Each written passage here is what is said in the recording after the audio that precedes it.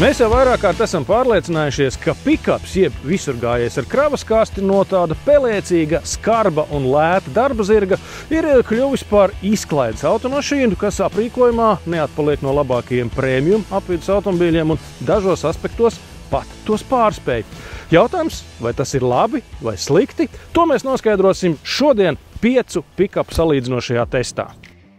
Tikai 5 automašīnas, bet kas par geogrāfiju? Necelējā smilšu karjerā nokļuvuši spēkrati, kas ražoti tālās zemēs.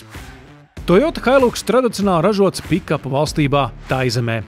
KGM Grand Musso tehniski ir lielā apvidnieka Rexton versija, tikai ar kravas kasti un veco 6-pakāpju automātu. Šis pikaps atceļojas no tālās Dienvidkorejas. Gigantiskais Ram, šoreiz ar varenu 5,7 litru V8, protams, ir īstens amerikānis. Savukārt šī testa zelta duets dienas gaismu ieraudzīs Ford rūpnīcā Pretorijā, un tas ir Dienvidāfrikā. Volkswagen Amarok un Ford Ranger jaunajā modeļu paaudzē ir kļuvuši ne tikai par konkurentiem, bet arī par radiniekiem, tāpēc, ka tie faktiski top vienā un tajā pašā rūpnīcā. Taču automašīnām ir gana daudz atšķirību, un tas sniedz pāri dizaina robežām. Piemēram, Amarokam ir 3 litru V6 dīzels, savukārt Rangeram 2 litru dīzeļdzinējs. Tehniski arī Amarokam iespējams 2 litru dzinējs, tāpat kā Rangeram V6. Taču ierobežojums šoreiz nosaka mūsu tirgus īpatnības. Pārnesumkārba gan abiem ir vienāda. Automāts ar veseliem 10 ātrumiem. Volkswagen Amarok ir būtiski dārgāks par Ford Rangeru, un tas nav izskaidrojams tikai ar 2 papildus cilindriem dzinējā. Un te rodas labs jautājums, vai ir jēga un galvenais patikšana piemaksāt krietni žūks naudas tikai par to, lai Ford vietā mēs sēstos pie Volkswagen stūres. Atbildi uz šo jautājumu patiešām meklējam nevis zem motora pārsaga, bet gan pie stūres. Atcerēsimies iepriekšējo Amarok modeli, jo Volkswagen pikaps uz citu šādu tipu automašīnu fonu toreiz izcēlās ar vieglai automašīnai ļoti pietuvinātu kabīni, kas daudziem potenciāliem pircējiem arī patika. Premium aromāts valda arī jaunajā Amarokā. Multifunkciju stūre, virtuālais panelis, liels vertikāls ekrāns un smalki apdarināti sēdekļi. Tas viss liecina par dārgu mantu. Pat ja Volkswagen Amarok nav tādā izpildījumā kā šis, Panamericana vai Aventura, bet gluži vienkārši, Style 1, tad kabīne praktiski izskatās tieši tāpat, vienīgi sēdekļi būs vienkāršāki. Pēc pirmajiem kilometriem pa šoseju un meža ceļiem Amarok izvirzās priekšplānā arī ar rites komfortu. Rama pneimu atspērs tas, protams, nepārspēs, bet citādi konkurentu nav. Un tas viss bez kravas. Kā viņi to ir dabūjuši gatavu paturot aizmugurē lokšņa atspērs, es patiešām nezinu. Citādi nevainojamo kabīnes ergonomiku sabojā vien neiedzīgais pārnesumkārbas kloķis. Tas ir īss, nevietā un pagalam neparocīgs. To ir grūti lietot, veicot 3-punktu apgriešanos, tāpēc, ka jūs vienmēr aizslēdzat garām atpakaļgaitai. Un pats stulbākais, ka līdz ar, jauno platformu, Volkswagen Amarokam vairs nav lāpstiņas zem stūras, tie ir tādas plus-mīnus pogas uz kloķa, kas ir totāls anahronisms. Kā par spīti tieši šī detaļa ir pilnīgi vienāda kā Amarokam, tā Rangeram. Visu pārējo Ford gan izgatavojas pa savām. Jaunā Ford Ranger salons ir vienkāršāks, taču vienlaiks arī praktiskāks nekā jaunajam Volkswagen Amarok. Kaut vai viena lieta. Klimata sistēmas kloķīs šeit ir normāli mehāniski, līdz ar to ir daudz vienkāršāk regulēt temperatūru, jo Volkswagenā tas viss notiek caur televizoru un pikapā, tas nav sevišķi praktiski. Ford panelī atradusies vieta atvāžamiem glāžu turētājiem BMW stilā. Amarokā tādu nav. Pat tik būtiska lieta kā transmisijas vadība risināta atšķirīgi, lai gan grozāmā ripa atrodas vienā un tajā pašā vietā, starp sēdekļiem. Volkswagenam šeit ir tikai transmisijas režīms, savukārt īpašie iestatījumi, dažādiem braukšanas apstākļiem, kā dubļiem vai sniegam, tad ir jāmeklē televizorā. Fordam tas viss uzpotēts uz viena kloķa. Tas nozīmē, ka Ranger eventuāli var iztikt arī bez lielā centrālā ekrāna. Ja izvēlēsieties pirkt Ford Ranger, tad noteikti palūdziet pārdevējiem, lai viņš sīk un smalki izrāda un pastāsta, kas te kā darbojās, jo te ir tik daudz visādi noslēpumainu pogu un kloķu, te var kaut ko sabloķēt un bez gala un bez malas. Un vēl viena īpatnība, ko es laikam nebiju redzējis līdz šim Eiropas tirgu pieejamos pikapos, te ir saucamās aksesuāru pogas, tad griestos ir 6 atsevišķi taustiņi, kuriem var, piemēram, pieslēgt papildu lukturs vai, piemēram, viņš, ko liek nevis priekšā, bet augšā kravas kastē. Vieglāka dzinējdeļa Ranger arī jāstrāk brauc pa bezceļu un bedrēs mazāk tiecas knābāt ar priekšpusi. Pie vienāda riepa izmēra Ford balstiekārta tomēr šķiet mazliet caurspīdīgāka. Abos gadījumos klīrens sasniedz 23 cm, bet šoferis sēž 84 cm no zemes.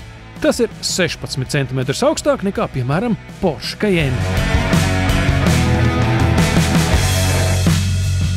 Jāsaka, ka tās mašīnas abas divas ir ļoti labas, un mēs tā arī nespējam savstarpēji vienoties, kuram tad kura patīk labāk, jo tās nometnes bija tā sakot viena pret otru. Tātad visu izšķirs cena. Baltais Ford Ranger ir par vismaz 10 000 eiro lētāks nekā šīs Amarok. Taču āķis ir tāds, ka jauno Amaroku, varbūt netik smalkā versijā var nopirkt jau par 55 000 eiro, un tajā tāpat būs lielais ekrāns, tā pati stūri, varbūt mazliet vienkāršāk sēdekļi, un pats galvenais, ka būs tas pats V6 motors, kur Rangeram pagaidām nav.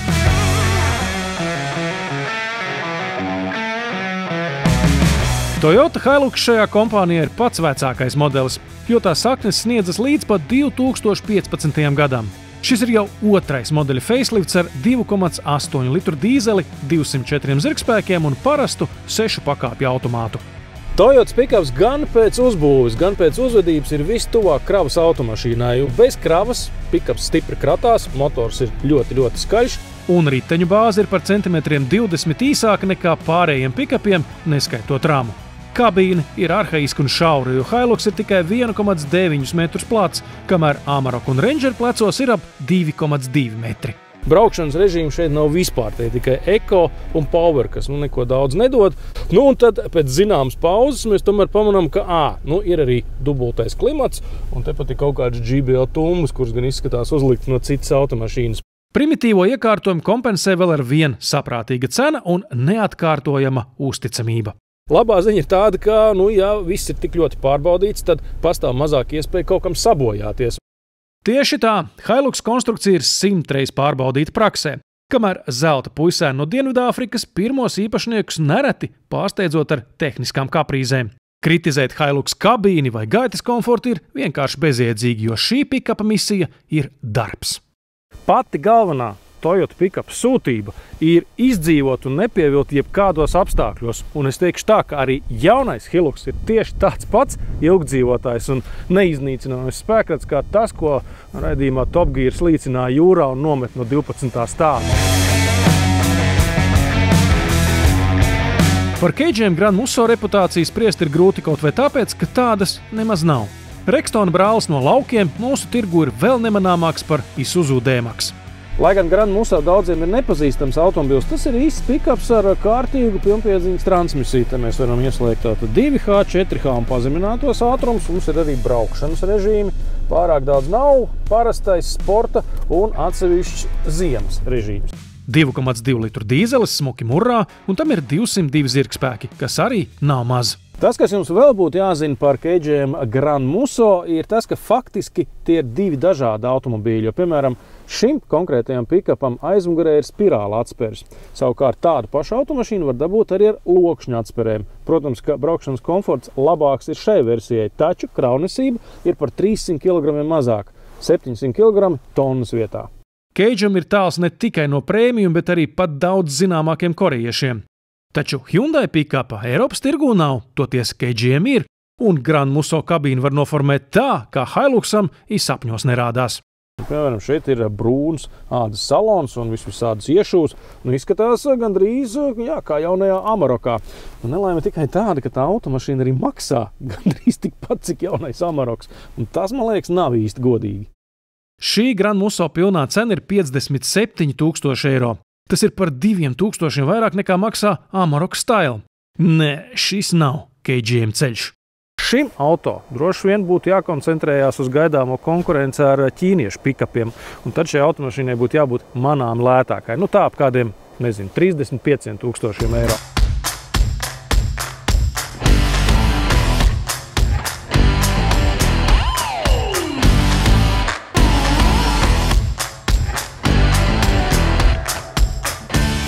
lūk, pirmais attiecību ledus ir lausts. Mēs par saviem testa dalībniekiem šo to esam uzzinājuši. Taču vienmēr ir interesanti, cik tālu sniedzas tādu automašīnu iespēju robežas un pats galvenais, kas notiek aiz tām. Un uz šo jautājumu mums var atbildēt tikai un vienīgi bezceļu braukšanas eksperts. Jānis Bernāns ar 4x4 mašīnām brauc prieka, sporta un pat mazliet naudas dēļ. Ja gadās dubļu risēs vest piedzīvojumu kārus vecpuišus, ārzemniekus vai pat abus kopā. Jāņa ieskatā mūsdienu pikapi kļuvuši daudz komfortablāki, taču saglabājuši savas bezceļu spējas. Tas gan apdraudot automašīnu sarežģītā uzbūve. Viņas spēja samazinās ar to, ka viņām ir daudz ļoti elektronikas, norojot kādu ABS devēju, ja mašīnai var palikt bez pilnpiedziņas. Taču pat īstena bezceļu dzelžu īpašnieks spiests atzīt. Pikapa civilizēšanās un premializēšanās nav apturama. Agrāk tas bija vienkārši darba zirgs, kur bija minimālas ekstras, vienkārši dara savu darbu, tad tagad ir tā, ka tam visam klāt ir pievienojuši vēl papildus tādas komforta lietiņas, kas cilvēkiem ļoti daudziem sāk patikt. Bet kas patīk Jānim? Grand Muso gaiši tapsētā kabīna tikai uz mirkli atstāja viņu mēmu. Liekam robā un braucam kalnā. Var skaidri dzirdēt ESP sistēmas darbību. Ko skaņas jau dzirdu no piekares vai no kaut kurienes braucot, un kaut kā tas liekas jocīgi priekš jaunas mašīnas. Tikpat jocīgs ir pikapa zemais bampers, kas sniedzas teju līdz zemei un neļauj normāli uzbraukt tur, kur motors un piedziņa ļautu. Nu labi, uzbraukt vēl ļauj, bet nobraukt nekādi. Toties atsperes lieliski dzēš sitienus no bedrēm. Iet kopumā ļoti labi iet un arī diezgan mīksti gāja pāri visiem nelīdzenumiem. Toyotā Jānis jūtas kā mājās, lai gan pamana, ka priekšējā statne burtiski nāk virsū. Hilux ir pašārs arī viņam. Būtu tikai vasarā smiltiņas, tad būtu pavisam cita cīnīšanās. Slēdzam neitrālajā, slēdzam pazeminātos, ieslēdzās un aizgāja. Lai gan Hilux nelutina ar elektronisku asistentu dažādību, transmisija ir ļoti ātrdarbīga un spējīga. To pamana pat skatītāji no malas. Hilux patīkami pārsteidza, tāda stingra mašīna. Volkswagen Amarok un Ford Ranger ir jaunākās paudzes transmisijas ar daudzdisku centrālo sajūgu. Tādēļ papildus standarta režīmiem tiem ir arī automātiskais jeb 4A, kur elektronika pat izlemj, kurā brīdī iesaistīt darbā priekšējo tiltu. Komforts bezceļos. Un patīkami griezes moments zinējām, patīkami braukt. Jā, 600 Nm uz ceļa nemētājas. Ranger 2 litru biturbo dīzels atsauc atmiņā pirmā Amarok karjeras sākumu. Uz papīra jau viss bija labi, bet smiltīs mazliet pietrūka. Nemaz nerunājot par to izaicinošo brīdi, kad bija jāvelk smaga piekabe. Bet ar V6 tā droši var svērt pat 3,5 tonnas. Šitai mašīnai darīsim visu automātiskajā režīmā. Viņiem ir režīms, kas piedāvā braukt pa smiltīm. To, ko mēs tātad arī darīsim. Monumentālo RAM Jānis atstājas saldajam ēdienam. Kā autobusā. Komfortablā luksus autobusā. Ir jau dzirdēts, ka daži amerikāņu pikapi ārpus asfalta ir tik klusi, ka drīzāk būtu dēvējami par miniveniem ar kravas kasti. Bet paskatieties te! Ap RAM, apaļo pārnes un kārbas kloķi sadēstītas visas iespējamās offroad pogas. Un te ir pietiekoši daudz visādu režīmu, lai pikaps patiešām būtu īsts pikaps. Tātad visur gājējs ar kravas kasti, tikai ļoti, ļoti liels. Ko slēdzam pazeminātos un liekam draivā un braucam. Sākumā negribīgi un smagi RAM uzrāpjas un tiek cauri visur, kur tam liek. Šis viennozīmīgi ir lielceļu un komforta karalis.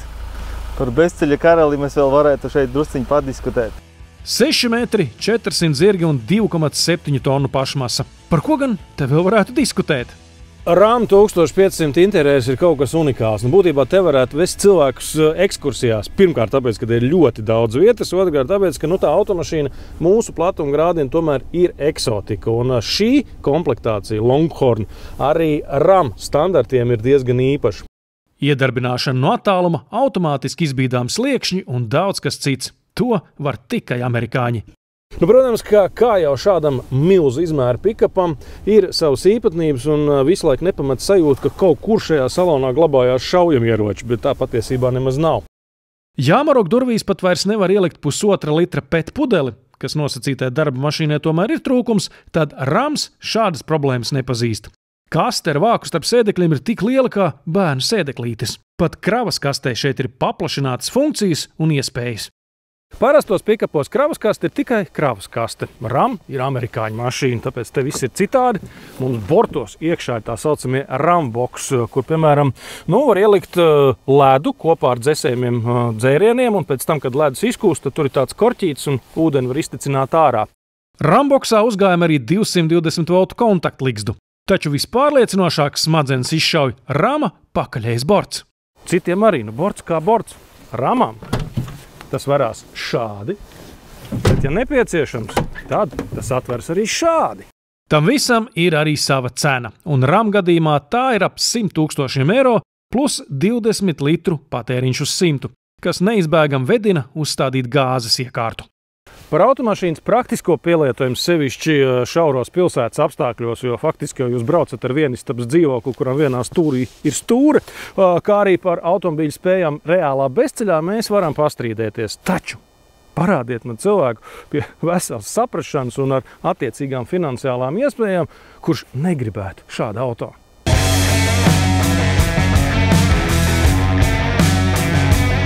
Pikapi ir kā radīti dažādiem aksesuāriem, bet kuri no tiem ir vissvarīgākie? Jāņa Bernāna ieskatā apakšas aizsargvairogi, sevišķi dārgiem un moderniem pikapiem, aizsargstieņi kastē, aizmugurējās vinčas piestiprināšanai un gaismas. Es kā pats bezceļu braucējs uzskatu, ka ļoti svarīgi ir gaismas, un ņemot vērā, ka Latvijā ir arī tas ziemas periods diezgan garš un tumšie vakari, papildu aprīkojumā gaismas, tas ir ļoti liels bonus. Pikapi ir ārkārtīgi piemēroti papildu lukturu uzstādīšanai, ir daudz vietas. Dažreiz tāpat ir obligāti nepieciešamība, tāpēc, ka tās pamatgaismas nav pašas spožākās. Šai automašīnai mēs esam novietojuši papildus gaismas lukturi virs numurzīmes. Tā tad ir izgriezts caurums automašīnas oriģinālajā redalē, uztaisīti stiprinājumi, nostiprināts lukturs un pievienots viņš ir pie tālās gaismas lukturiem. Vai lukturs šeit uzstādīts optimālā augstumā? Protams, ka labāk būtu, ka lukturs būtu novietots augstāk, jo sākotnēji atstarojās diezgan spēcīga zeme, taču tālumā lukturs ir noregulēts tam nepieciešamajā augstumā. Osram, ko galvenokārt pazīstam kā high-tech spuldzīšu ražotāji, piedāvā visai plašu papildu lukturu klāstu. Protams, šis nav vienīgais risinājums. Pieejami ir daudz dažādu lukturu modeļi, gan dažādās jaudās, gan dažādos garumos. Tātad var izvēlēties uzstādīt vienu vai vairākus lukturus. Bet fórumos taču raksta, ka ar vienu LED sliedi Latvijā braukt nedrīkst. Kā ir patiesībā? Ceļu satiksmes noteikumi paredz to, ka papildus tālās gaismas lukturi drīkst uzstādīt tikai pārī. Tad šis risinājums ir certificēts kā 2 dažādi lukturi. Tātad viņiem ir 2 EC marķējumi ar divām vienādām jaudām. Tātad viņš ir certificēts kā 2 lukturi. Vai papildu luktura garums ir ierobežots? Nav ierobežojums garumā, tāpēc, ka viņš ir certificēts kā 2 lukturi. Bet, ja tas būtu viens lukturis, tad minimālais garums viņam būtu 80 cm. Tad kādas papildu gaismas spīd labāk? 2 atsevišķas vai viena liela, kas patiesībā ir 2? To mēs noskaidrosim īpašā tumsas testā. Salīdzinājumam izmantosim Volkswagen Amarok, kam ir matrica LED lukturi tuvajai un tālajai gaismai. Oho, nav slikti. LED tehnika ir arī KGM Grand Musso tuvajās gaismās. Turpretim tālās līdzinās autobusam ar izsīkstošu akumulātoru. Tāpēc dīleris aprīkojas pikapu ar 2 atsevišķiem papildu lukturiem. To stars sniedzas tālāk. Visbeidzot, liksim izgaismot mežu ar Ramu. Tā kā amerikānis jau pats ir augsts, ceļa malas un koki jau saskatām labāk. Taču paraugieties uz rezultātu kopā ar Osram LED sliedi. Šķiet, ka nekas te nav ne par zemu, ne par tuvu. Ieskaitīts!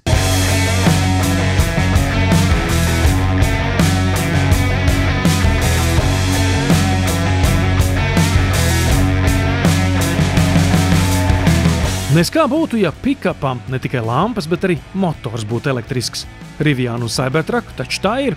Mūsu bezceļa eksperts pagaidām ir diezgan skeptisks. Pikapam zudīs tā būtība. Viņam, es domāju, uzstādot baterijas, zudīs kraunesība. Un viens no svarīgiem aspektiem, kas ir priekš pikapa, ir vajadzīgs kraunesība. Un ja tās nebūs, tad tas kļūs par dārgu spēļmantiņu vienkārši. Pat Amarokam ar V6 motoru kravnesība joprojām ir veselīgi 900 kg, Ramam gandrīz 2 reizes vairāk – 1400 kg. Un 700 kg smaga baterija, kā Audi e-tronā, šos talantus iznīcinātu uz līdzenas vietas. Jāni, kurš būtu tavs pikaps? Es teiktu, ka tas būs Amaroks. Komforts, griezes moments un veiktspēja ir tie 3 vaļi, uz kuriem stingri balstīts rūdītā bezceļnieka verdikts. Jautājums par cenu vienīgais, ja man būtu jāpērk. Jā, 62 000 eiro nav kādreizie 35, par kuriem sākotnēji varēja tikt pie 6 cilindru Amaroka. Ak, dienas!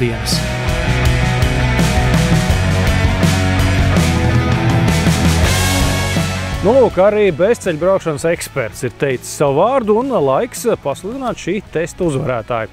Nu, kā parasti, tas ir ārkārtīgi sarežģīts uzdevums, un ja būtu tāda iespēja, tad mēs uz goda piedestāla pirmā pakāpiena noteikti uzripinātu gan Volkswagen Amarok, gan Ford Ranger. Taču tā kā mēs nespējam turēties pretī 6 cilindru motoru kārdinājumam, par uzvarētāju šoreiz kļūst Volkswagen Amarok. Nu, kad Rangers tiks pats pie savu 6 cilindru dzinēju, nu tad arī paskatīsimies. Runā, ka Ford Ranger revanšs nav aiz kalniem. 3 litri ekoblu jau esot pasūtījumā vai tuvu tam. Savukārt Amaroku ar mazāku dīzeli Latvijā gan neieraudzīsim, par ko gan laikam īsti nav vērts skumt.